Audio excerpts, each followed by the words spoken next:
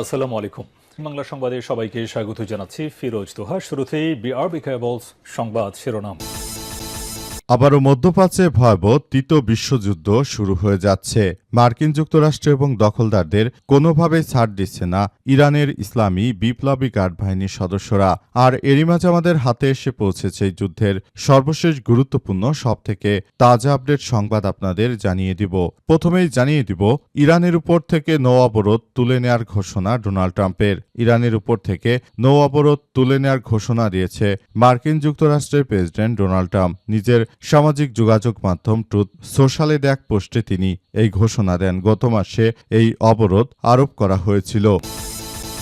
এরপর জানাবো আলোচনা কাটলেও কাটেনি মতভেদ, জানালো ইরান। ইরান ও যুক্তরাষ্ট্রের মধ্যে শর্ত আদান প্রদানের প্রবাহ অব্যাহত থাকলেও এখনো কোনো চূড়ান্ত চুক্তি হয়নি বলে স্পষ্ট জানিয়ে দিয়েছে তেহরান। ইরানের পররাষ্ট্র মন্ত্রণালয়ের মুখপাত্র ইসমাইল বাঘায়ের আনুষ্ঠানিক প্রতিক্রিয়ার পর এই বিষয়ে স্পষ্ট বার্তা দিয়েছে ইরানের জাতীয় সংবাদ মাধ্যম।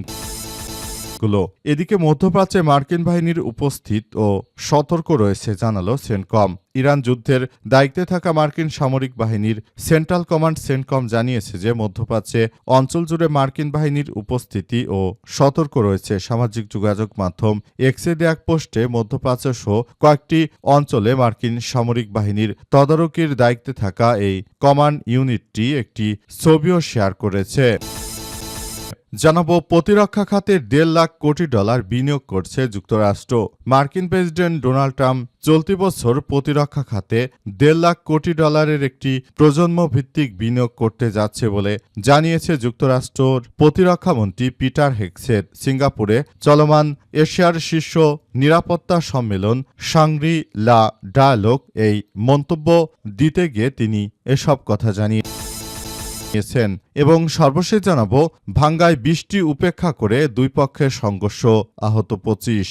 ফরিদপুরের ভাঙ্গায় বৃষ্টি উপেক্ষা করে মাংস ভাগাভাগি নিয়ে আবারও দুই পক্ষের মধ্যে ব্যাপক সংঘর্ষের ঘটনা ঘটেছে। উপজেলার চুমুরদি ইউনিয়নের বাবলাতলা গ্রামে চেয়ারম্যান রফিকুল আলম সোহাগ ও শাহাবুদ্দিন মোল্লার সমর্থকদের মধ্যে গোস্ত ভাগাভাগি নিয়ে এই ঘটনা ঘটে। ঈদুল আজহার 2 দিন আগে ভিজিএফের চাল কম দেওয়ার অভিযোগ তুলে লাইভ করে এরপর আবার ঈদের সময় গোস্ত কম দেওয়ার অভিযোগে তারা আবারও একই কায়দায় এই ধরনের সংঘর্ষে জড়িয়েছে। প্রিয় দর্শক, এতক্ষণ শুনছিলেন সংবাদ শিরোনাম, এবারে বিস্তারিত। তবে তার আগে বন্ধুরা অনুরোধ থাকবে এই সংবাদটিতে একটি লাইক দিন। এই চ্যানেলে আপনি নতুন হয়ে থাকলে আমাদের সংবাদটি দেখতে দেখতে চ্যানেলটি সাবস্ক্রাইব করে রাখুন। কমেন্ট করে বন্ধুরা আপনার মূল্যবান মতামত জানিয়ে দিন আপনি বিশ্বের কোন দেশ থেকে বা বাংলাদেশের কোন স্থান থেকে আমাদের সংবাদটি দেখছেন এবং শুনছেন।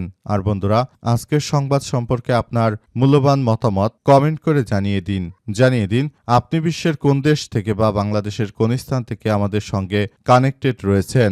এবারে বিস্তারিত। ইরানের উপর থেকে নৌ অবরোধ তুলে নেয়ার ঘোষণা ডোনাল্ড ট্রাম্পের। আলহামদুলিল্লাহ, ইরানের উপর থেকে নৌ অবরোধ তুলে নেয়ার ঘোষণা দিয়েছে মার্কিন যুক্তরাষ্ট্রের প্রেসিডেন্ট ডোনাল্ড ট্রাম্প। নিজ সামাজিক যোগাযোগ মাধ্যম ট্রুথ সোশ্যাল এরিয়া পোস্টে তিনি এই ঘোষণা দিয়েছেন। গত মাসে এই অবরোধ আরোপ করা হয়েছিল। পোস্টে সম্ভাব্য যুক্তরাষ্ট্র ইরান চুক্তির জন্য কয়েকটি শর্ত তুলে ধরেছে মার্কিন যুক্তরাষ্ট্রের প্রেসিডেন্ট ডোনাল্ড ট্রাম্প। ট্রাম্পের শর্ত অনুযায়ী ইরানকে কখনোই পরমাণু অস্ত্র তৈরি না করার অঙ্গীকার করতে হবে। পাশাপাশি হরমুজ প্রণালীতে কোনো বড় ধরনের টোল বা উভয় দিক থেকে অবরোধ প্রত্যাহার করে জাহাজ চলাচল নিশ্চিত করতে হবে। ট্রাম্প বলেন, প্রণালী যদি কোনো মাইন থেকে থাকে তাহলে সেগুলো দ্রুত সরিয়ে ফেলতে হবে। মার্কিন বাহিনী ইতিমধ্যে অনেক মাইন বিস্ফোরণের মাধ্যমে ধ্বংস করেছে বলেও দাবি করেছেন তিনি। মার্কিন প্রেসিডেন্ট আরও জানিয়েছেন যে ইরানের বন্দরগুলোর উপর আরোপিত মার্কিন নৌ অবরোধ শীঘ্রই তুলে নেওয়া হবে এবং বর্তমানে আটকে থাকা জাহাজগুলো নিজ নিজ গন্তব্যে ফিরে যেতে পারে। তবে তিনি দাবি করেন, প্রায় 11 মাস আগে মার্কিন B-2 বোমারু বিমানের হামলায় ক্ষতিগ্রস্ত ইরানের ভূগর্ভস্থ ইউরেনিয়াম আন্তর্জাতিক পরমাণু শক্তি সংস্থার সহযোগিতায় উদ্ধার করে ধ্বংস করেছে মার্কিন যুক্তরাষ্ট্র। বর্তমান সময়ে মার্কিন যুক্তরাষ্ট্রের যে কোনো সন্ত্রাসী কার্যক্রমকে অপ্রতিরোধ্যভাবে ভেঙে দেওয়ার জন্য পুরোপুরি প্রস্তুত ইরানের ইসলামী বিপ্লবী গার্ড বাহিনীর সদস্যরা। তারা সেভাবেই মার্কিন যুক্তরাষ্ট্রের এই সন্ত্রাসী কার্যক্রমগুলোকে প্রতিহত করছে এবং তারা আবারও পুরো বিষয়গুলো খুবই গুরুত্ব সহকারে দেখছে। মার্কিন যুক্তরাষ্ট্র তারা আসলে শুরু থেকে যে ধরনের কার্যক্রমগুলো চালাচ্ছে সেগুলো কোনোভাবেই গ্রহণযোগ্য নয়। মার্কিন যুক্তরাষ্ট্র তারা যেভাবে এই কার্যক্রমগুলো চালাচ্ছে সেটি সারা বিশ্বের জন্য, পুরো বিশ্বের জন্যই তারা নিজেরা যে ক্ষতিকর সে বিষয়টি সামনে আসছে এবং তারা মূলত বিশেষ করে মুসলিম দেশগুলোকে টার্গেট করে এই ধরনের আক্রমণ চালাচ্ছে এবং এই আক্রমণ চালিয়ে তারা মূলত সবকিছু ধ্বংসস্তূপে পরিণত করেছে। মার্কিন যুক্তরাষ্ট্র এবং দখলদার ইসরায়েলি বাহিনী যেভাবে সাধারণ নিরীহ মুসলিম রাষ্ট্রগুলোর উপর তারা টার্গেট করেছে সেগুলো পৃথিবীর ইতিহাসে এক অবিস্মরণীয় ঘটনা হয়ে থাকবে। কারণ ইরান যেভাবে তাদেরকে প্রতিহত করেছে, পৃথিবীতে মুসলিম দেশগুলো এখন পর্যন্ত কেউই একইভাবে ইরানের মতো কেউ কার্যক্রম চালাতে পারেনি। আলোচনা চলল, কাটেনি মতভেদ জানালো ইরান। ইরান ও যুক্তরাষ্ট্রের মধ্যে বার্তা আদান প্রদান অব্যাহত থাকলেও এখনো কোনো চূড়ান্ত চুক্তি হয়নি বলে স্পষ্ট করে জানিয়েছে তেহরান। ইরানের পররাষ্ট্র মন্ত্রণালয়ের মুখপাত্র ইসমাইল বাঘাইয়ের আনুষ্ঠানিক প্রতিক্রিয়ায় এই সতর্কবার্তা দেয়া হয়েছে।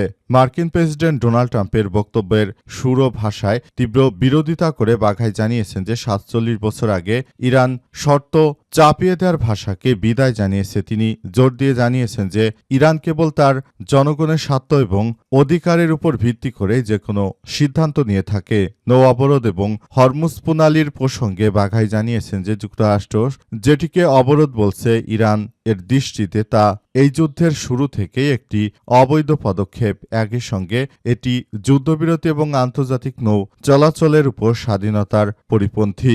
বাঘাই আরও জানিয়েছেন যে মার্কিন যুক্তরাষ্ট্র তারা আমাদের উপর যেভাবে নিরীহ ইরানের নাগরিকদের উপর তারা ক্ষমতার খড়গ নামিয়ে তারপর ইরানিদের জীবনযাত্রাকে তারা নস্যাৎ করতে চেয়েছিল, কিন্তু ইরানের বীরের জাতি মার্কিন যুক্তরাষ্ট্রের এই সন্ত্রাসী কার্যক্রমগুলোকে মাটির সঙ্গে মিশিয়ে দিতে তারাও এক পা পিছপা হয়নি। তারা পুরো প্রক্রিয়াগুলোকে খুবই সুন্দরভাবে করে দেখিয়েছে, যেটা দেখে পশ্চিমারা এবার হাহুতোষ করতে শুরু করেছে যে ইরানের হাতে এই প্রযুক্তি রয়েছে তারা এতদিন কল্পনা করতে পারেনি। শেষ পর্যন্ত বিষয়গুলোকে খুবই গুরুত্ব সহকারে দেখা হচ্ছে এবং মার্কিন যুক্তরাষ্ট্র তারা বুঝতে পেরেছে যে ইরানের সঙ্গে ইরানের জাতিগত নির্মূল কোনোভাবেই সম্ভব নয়। সুতরাং বিষয়গুলো নিয়ে খুবই গুরুত্ব সহকারে সবকিছু করা হচ্ছে।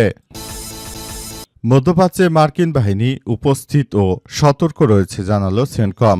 ইরান যুদ্ধের দায়িত্বে থাকা মার্কিন সামরিক বাহিনীর সেন্ট্রাল কমান্ড বা সেন্টকম জানিয়েছে যে মধ্যপ্রাচ্যে অঞ্চল জুড়ে মার্কিন বাহিনীর উপস্থিতি ও সতর্ক রয়েছে। সামাজিক যোগাযোগ মাধ্যম এক্সে দেয়া পোস্টে মধ্যপ্রাচ্যের সহ কয়েকটি অঞ্চলে মার্কিন সামরিক বাহিনীর তদারকির দায়িত্বে থাকা এই কমান্ড ইউনিটটি ও একটি ছবি শেয়ার করেছে। ছবির বিষয়ে তারা জানিয়েছে এটি একটি F-16 ফাইটার জোটের ছবি যা টহল দেওয়ার সময় মধ্যপ্রাচ্যের আকাশে উঠছিল এবং পুরো বিষয়গুলো তারা দেখভাল করছিল।